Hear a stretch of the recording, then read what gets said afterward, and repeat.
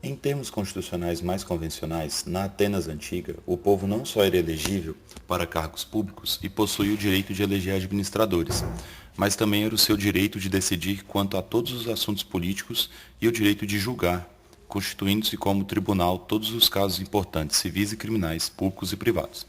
A concentração da autoridade na Assembleia, a fragmentação e rodízio de cargos administrativos, a escolha por sorteio, a ausência de uma burocracia remunerada, as cortes como júri popular, tudo isso servia para evitar a criação da máquina partidária e, portanto, de uma elite política institucionalizada. A partir do texto, pode-se afirmar que a democracia ateniense antiga, letra A, limitava a atuação do conjunto da sociedade nas decisões e nos assuntos políticos, que ficavam restritos a uma elite intelectual e econômica. Nem em relação à questão número 1, na letra A, esse item vai estar errado porque a limitação da atuação ela não está somente a uma elite intelectual e econômica, mas sim pela questão do nascimento. A gente sabe que na Grécia Antiga, somente quem era cidadão, né, poderia ser considerado apto a participar da política. Por isso que a letra A está errada. Letra B. Reconhecia a necessidade da tripartição do poder, com a separação e a isonomia entre o executivo, legislativo e judiciário. Bem, esse item também está incorreto, porque essa tripartidação do poder, ela só vai acontecer durante o iluminismo, né, com a separação dos poderes. Então, também, né, um item errado. Letra C. Dependia do bom funcionamento do aparato administrativo, composto por funcionários estáveis por ampla hierarquia burocrática. Então, na letra C, também está errado, porque esse aparato administrativo não era composto por funcionários estáveis. Né? Na Grécia Antiga, somente quem era considerado cidadão poderia, em Atenas, né, sobretudo, só poderia ser considerado cidadão aquele pelo seu nascimento. E eles não eram estáveis porque dependia de um sorteio. Né? Então, não era, né, estável. E letra D, permitia ampla manifestação dos cidadãos e tinha mecanismos que impediam a perpetuação das mesmas pessoas com encargos administrativos.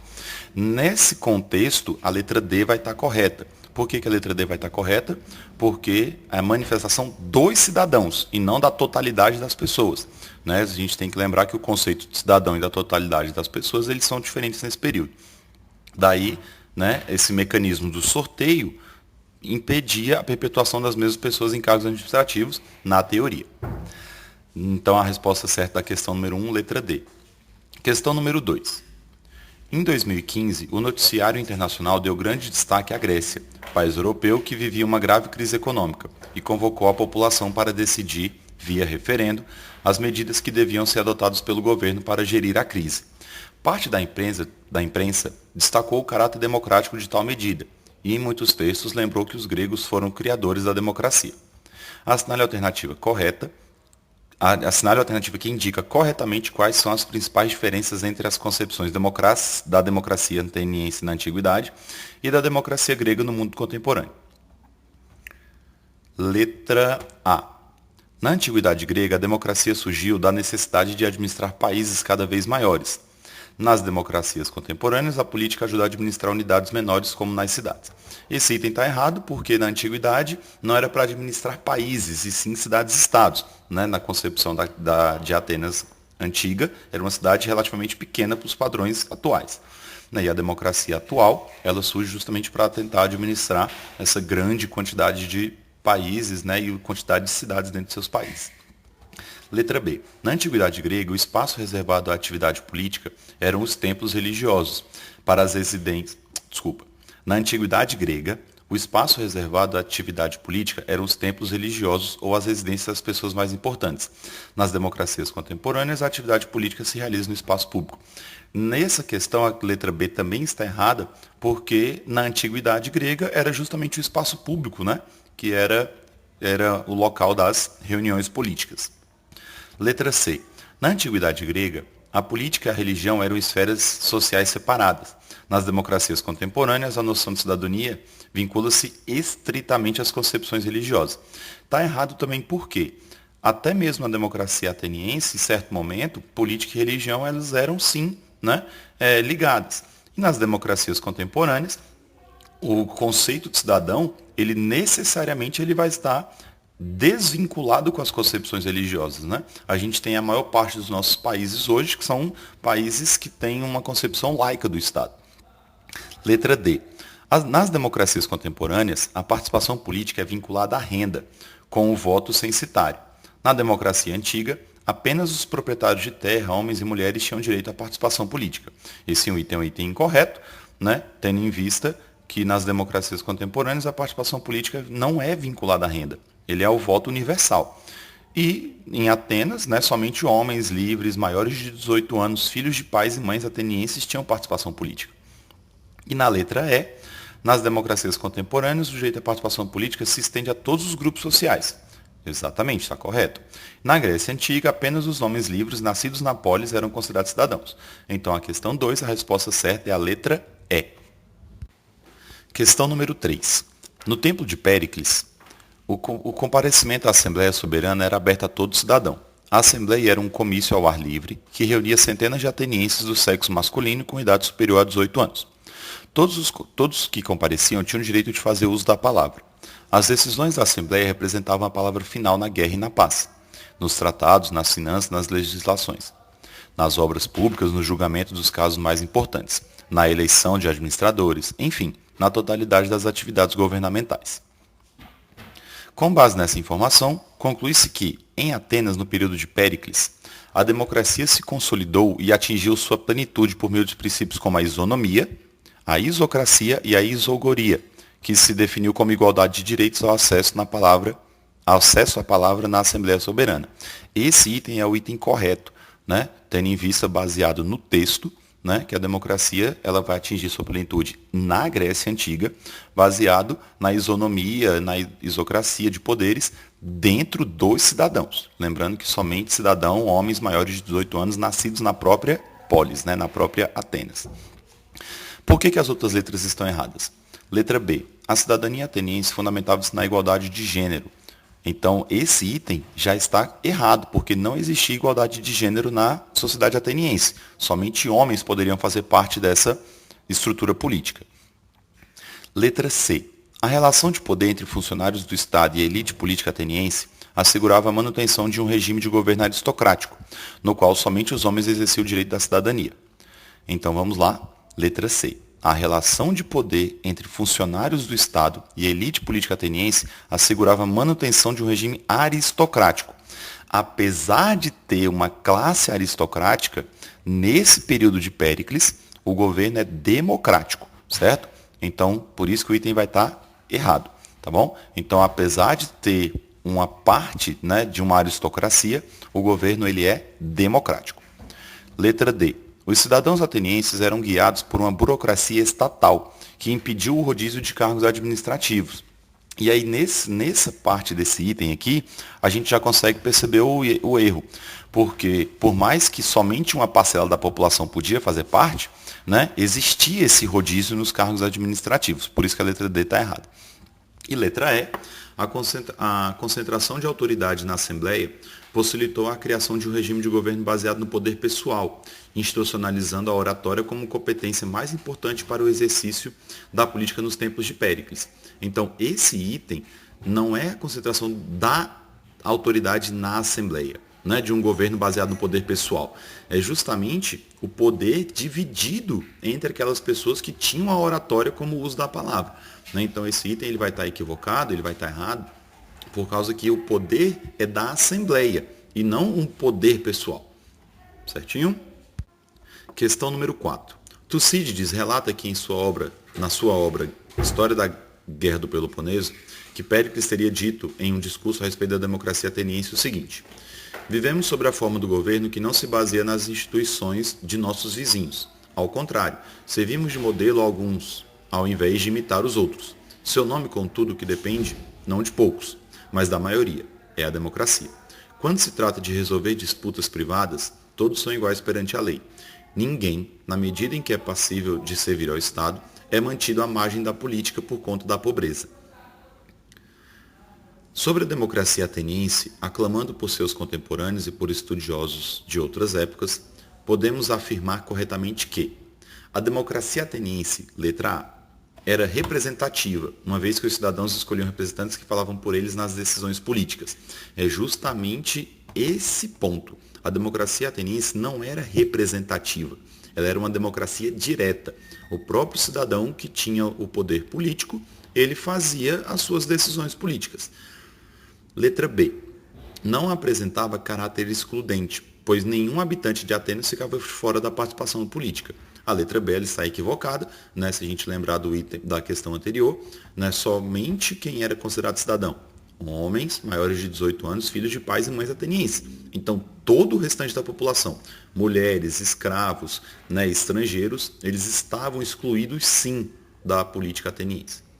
Letra C. A representação era direta. Cada cidadão se representava independentemente de sua condição econômica.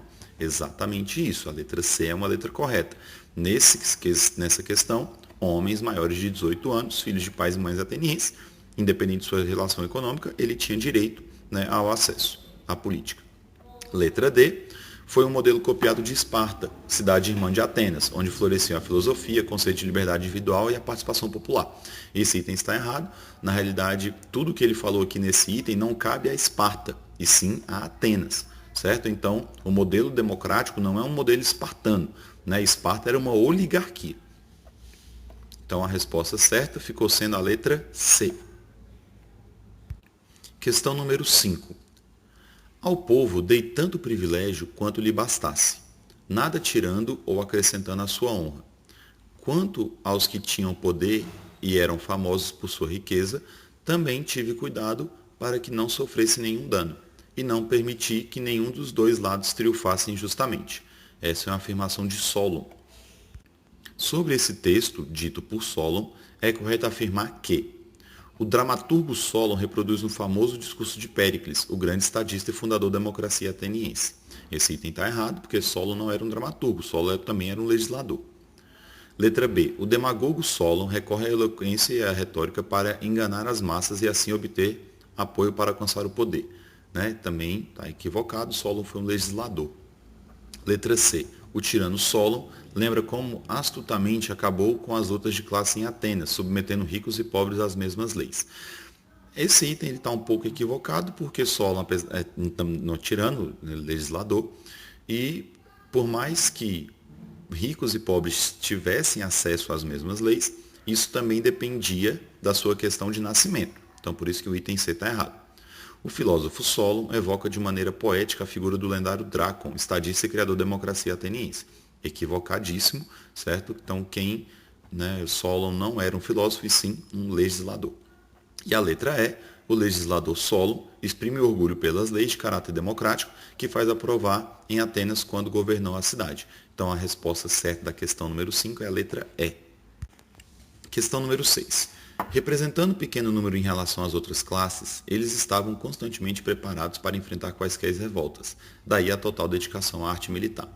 A agricultura, o comércio, o artesanato eram considerados indignos para o que desde cedo se dedicava às armas. Aos 7 anos de idade, deixava sua família sendo educado pelo Estado, que procurava fazer um bom guerreiro, ensinando-lhe a lutar, a manejar as armas e a suportar as fadigas e a dor. Sua educação intelectual era bastante simples. Aos 20 anos, entrava para o serviço militar, que só deixaria aos 60 anos, passando a viver no acampamento, treinando constantemente para as coisas da guerra. Apesar de ser obrigatório, o casamento após os 30 anos, sua função era simplesmente a de fornecer mais soldados para o Estado. A transcrição anterior refere-se aos cidadãos que habitavam, letra A, em Atenas. Equivocada, essa educação ateniense ela era mais voltada para justamente o campo intelectual. Letra B, Creta. Letra D, Esparta. Essa é a resposta correta, certo? Então, os espartanos que tinham todas essas características que aparecem no texto, ok? Questão número 7. Assinale a única preposição correta entre os povos indo-europeus que foram os principais fundadores das cidades-estados gregas clássicas. Encontra-se, letra A, sumérios, aqueus, eólios e godos. Sumérios eles estão localizados no Oriente Médio e os godos vão fazer parte da formação dos povos bárbaros, né, na Europa medieval. Então a letra A está errada. Letra B, aqueus, jônios, eólios e francos. Está errada porque os francos também vão fazer parte dos povos que vão dar origem à sociedade europeia feudal. Jônios, persas, aqueus e dórios. O que vai estar correto são os jônios, aqueus e dórios. Os persas, eles também fazem parte do Oriente Médio no Crescente Fértil. Letra D, eólios, vândalos, jônios e aqueus. O que está errado também são os vândalos. Né? Vândalos também vai fazer parte da construção da Europa feudal. E a letra E, aqueus, dórios, jônios e eólios, que são os povos indo-europeus que vão dar origem à sociedade grega. Questão número 8. No contexto da polis grega, as leis comuns nasciam de uma convenção entre cidadãos, definida pelo confronto de suas opiniões em um verdadeiro espaço público, a ágora. Confronto esse que concedia a essas convenções a qualidade de instituições públicas. No texto está relatado um exemplo de exercício da cidadania, associado ao seguinte modelo na prática democrática. Letra E. Representativa? Não, porque nesse contexto, né, da polis grega não era representativo, o cidadão não escolhia alguém para representá-lo. Letra D. Corporativista? Não. Letra C. Socialista? Não. Letra B. Sindical? Também não. Resposta certa, letra A. Né? Então, os próprios cidadãos se reuniam e debatiam sobre os assuntos políticos. Né? Então, era uma democracia direta. A democracia representativa é a democracia atual. Por exemplo, a democracia brasileira, ela é uma democracia representativa, pois nós escolhemos os nossos representantes para que eles possam, né, debater os nossos assuntos políticos. Na questão número 9, né, considerando a estrutura do teatro grego, assinale os itens de certo e errado. Letra A. Na Grécia Antiga, os dramaturgos inspiravam-se no repertório mítico das lendas heróicas, que eram transmitidos pela poesia e pela arte figurativa. É um item correto, né? Esse item caiu no PAS, da UNB, de 2014. Né?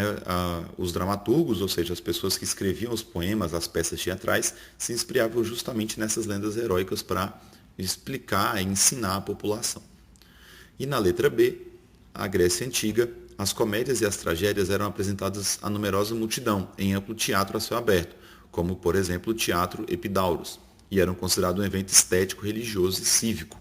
Então, esse item também é um item correto, pois o evento chamado teatro, ele era feito por meio de comédias, era também feito por meio de tragédias, e era considerado um evento estético, né, também religioso e cívico.